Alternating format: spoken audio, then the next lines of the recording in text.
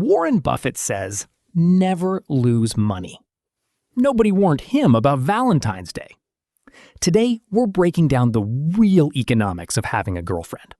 The fixed costs, the variable costs, the hidden fees, the market comparisons, and whether this is actually a good investment or just a really elaborate subscription service with no cancel button.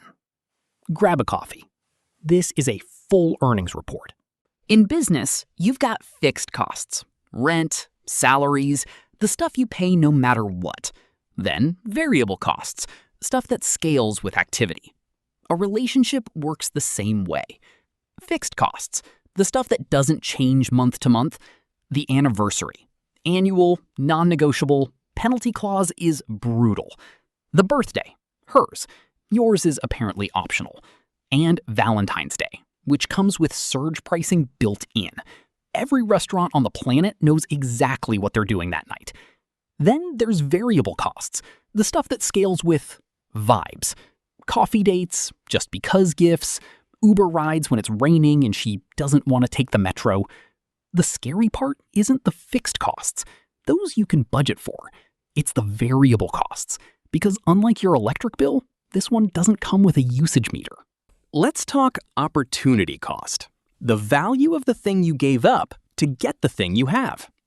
Single you could have spent Saturday grinding a side hustle, hitting the gym at 6 a.m., or just eating cereal for dinner in peace.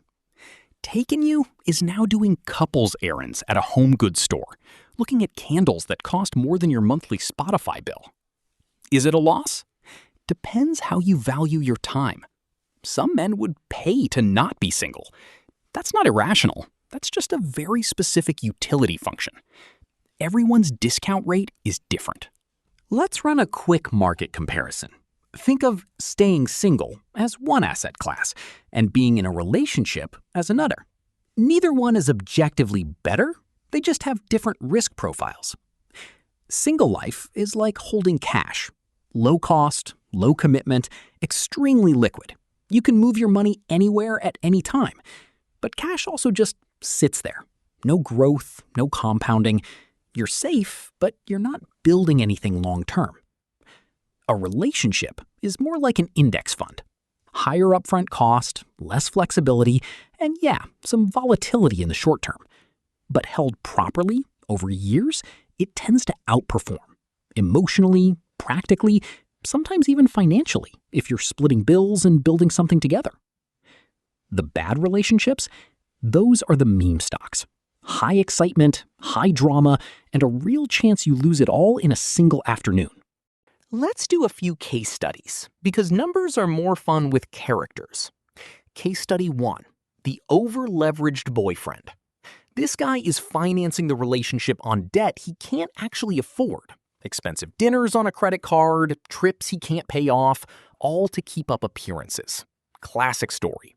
Looks great on the outside for about 6 months. Then reality calls, and reality always collects. Case study 2, the value investor.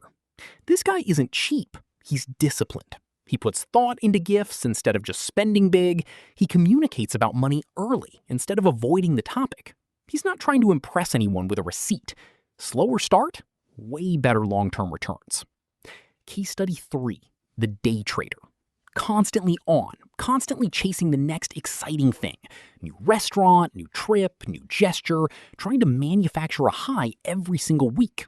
Exhausting, expensive, and eventually the market, meaning her, meaning you, meaning both of you, corrects hard. If you see yourself in one of these, that's not a diagnosis. That's just data. Here's where it gets interesting.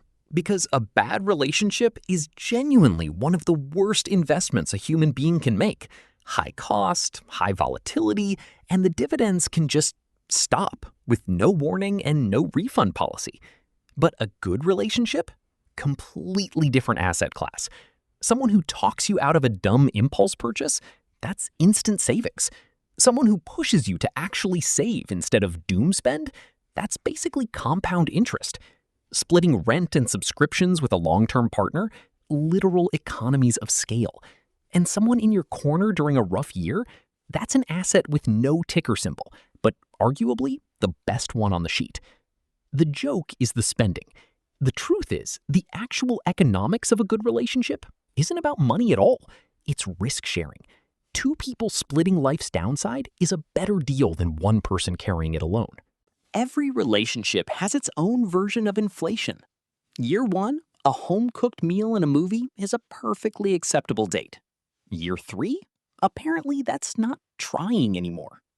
Expectations inflate, budgets inflate, and unlike the Fed, you don't get a vote on interest rates. The good news? You fight inflation the same way here as anywhere else.